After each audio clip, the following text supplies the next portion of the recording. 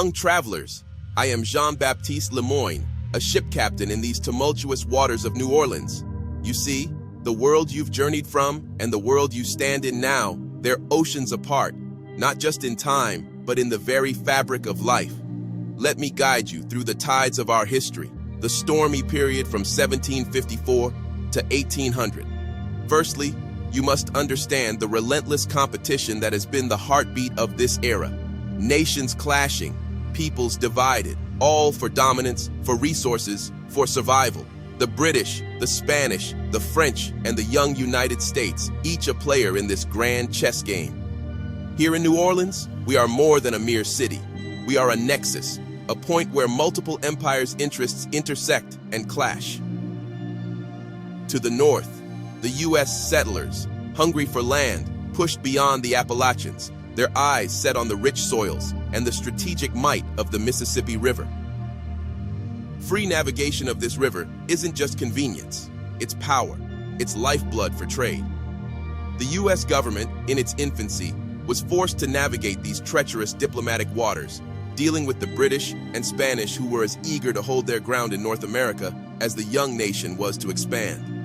But let us not forget the war between France and Britain sparked by the French Revolution. It was not just a European affair, it reached across the Atlantic, stirring the waters here. The United States, caught in the middle, faced a dilemma over free trade and foreign policy. The British blockade of French ports, the impressment of American sailors, these were but the sparks that ignited political disagreements within the United States itself, testing its foreign policy and the very ideals it stood for.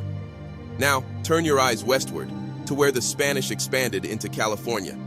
This wasn't just expansion, it was a cultural metamorphosis.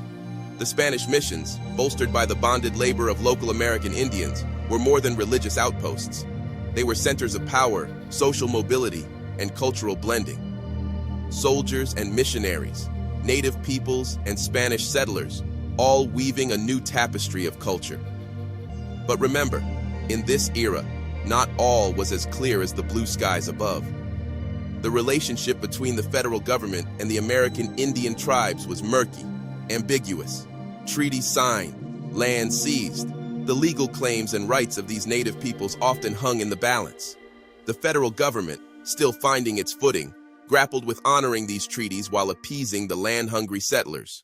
So, my young friends, as you walk these streets of New Orleans, remember, you tread on the paths of history, where nations clashed, cultures blended, and the world as we knew it was being reshaped.